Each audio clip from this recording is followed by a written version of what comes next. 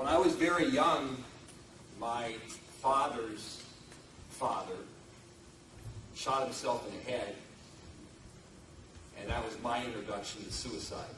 It was taste number one. Certainly not the last. On Valentine's Day, 1984, my fiancée hung herself. And I don't say that to elicit pity from you. I'm just giving you the facts. Because sometimes life deals us cards, from the deck. They're cards we don't like. But what do you do when life deals those cards to you? You got to play them. You got to make the most of the deck that you're dealt, or that part of it. A year and a half after my fiancée hung herself, my next older brother, my best friend, and my lifelong idol killed himself. And then about 9 months later, a friend of mine OD'd on Easter. And at that point, I felt like hanging a sign around my neck that said, "Beware of bonding because of a suicidal influence." That, in other words, without knowing it, I felt responsible for all these suicides. And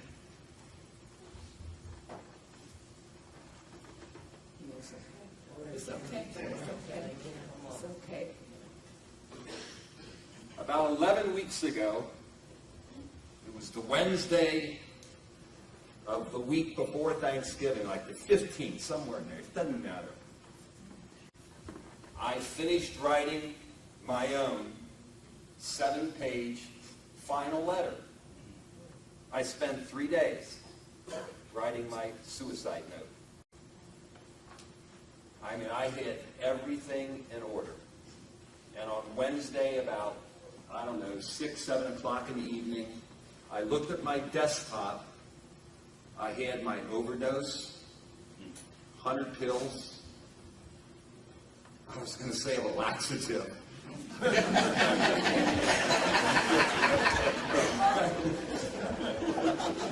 got that. Tranquilizer. Would not have been a funny mistake. I really would have wished I was gone. Maybe you are a comedian. Lord, get me out of here.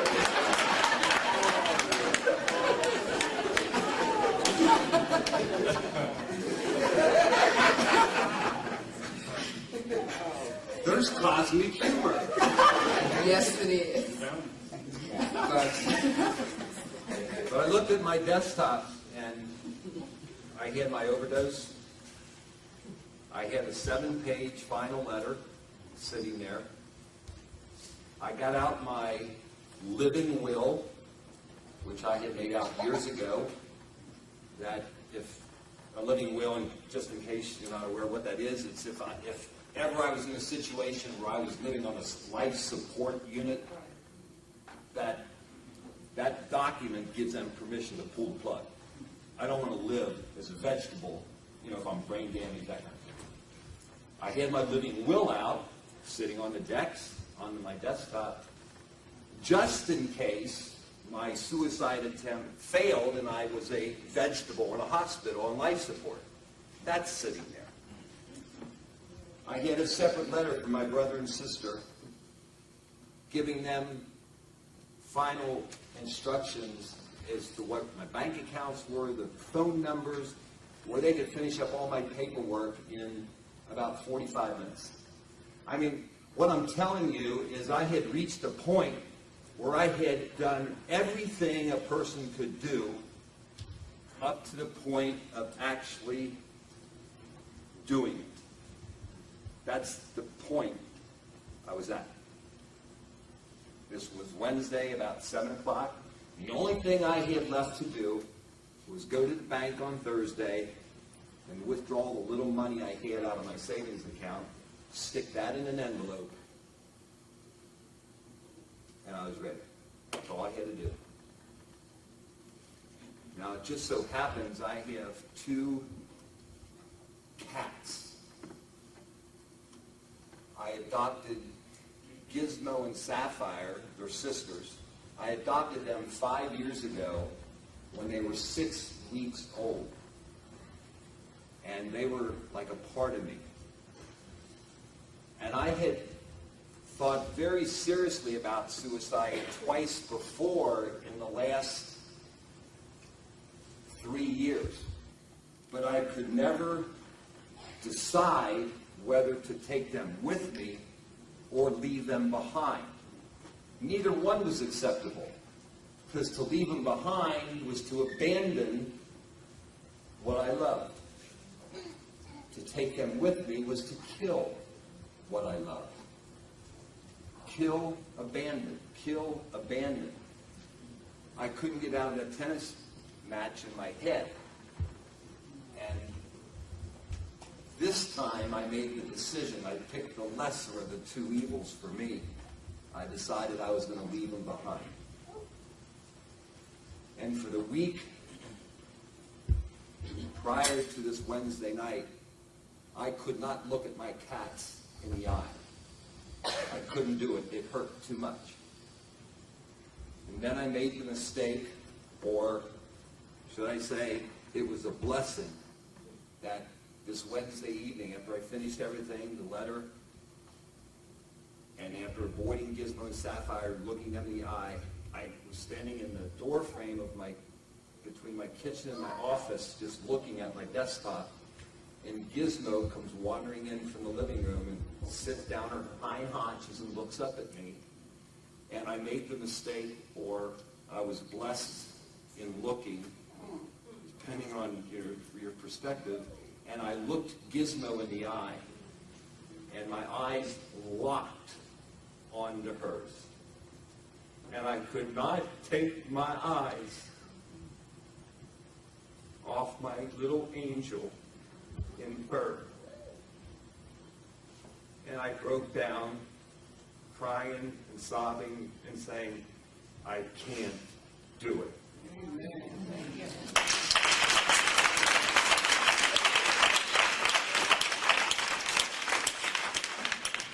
And I honestly believe, and maybe it just applies to me, but I honestly believe that not all angels have wings. Some of them do have fur coats. They have saved me 3 times. And I realized in that moment, when I broke down and said I couldn't do it, I finally saw something in me that I had failed to see. That there was something in me that was capable of love.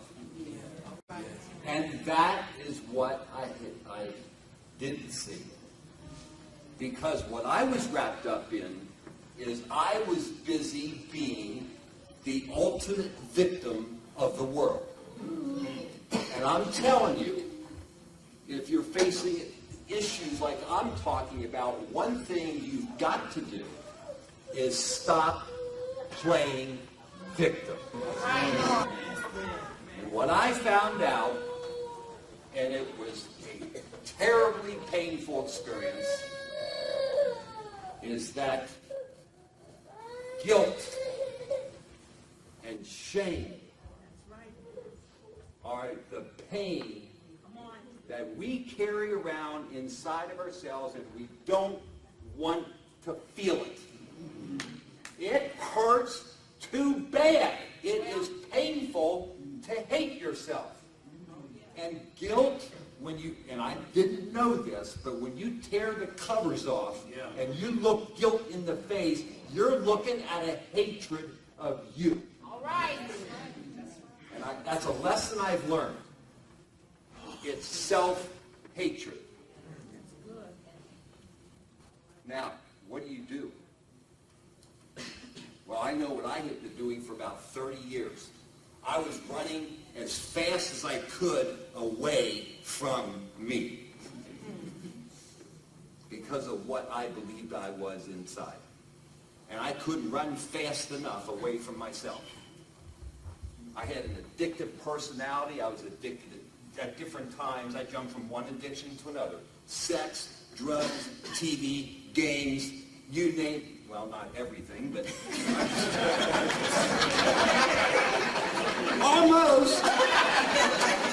I tried a lot of them. And what I found out was my addictions were a sad attempt and an ineffective attempt to run away from me, from the child of God. Because that horrid thing, that decrepit, pathetic, unworthy thing that I thought I was, is not the truth. There is something, one of the victimization things I was playing out was, my grandfather, he killed himself. My brother killed himself, Vince. You know what? I got a DNA problem. That's victim. There is a power greater than DNA inside of us.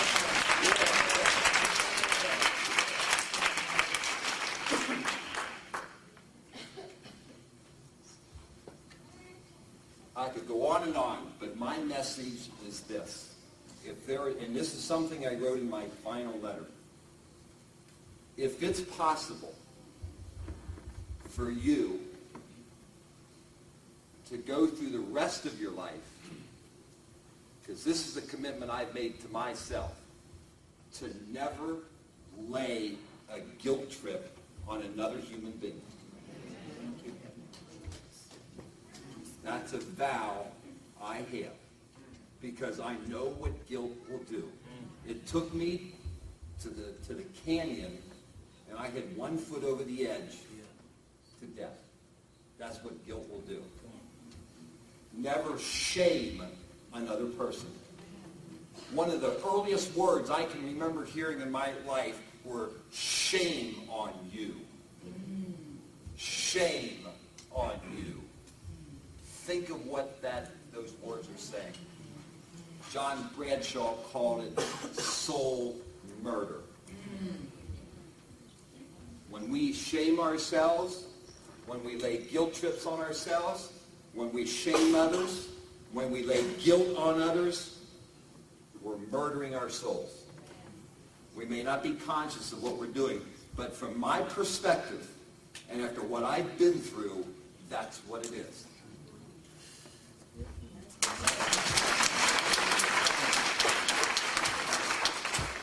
See this sword? That's the sword of guilt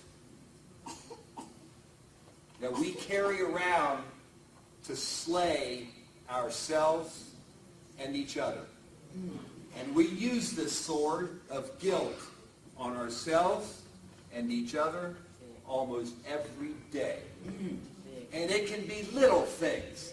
I'm in the checkout line, the express lane. It says 10 items or less. The person in front of me's got 13 items. They're guilty!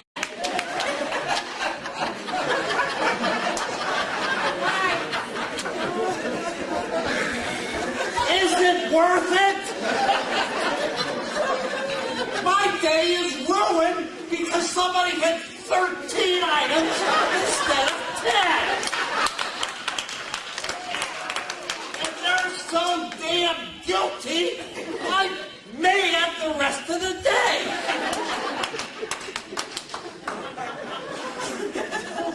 That's insane.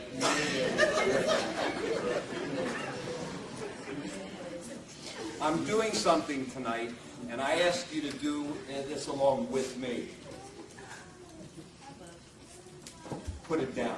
Yeah.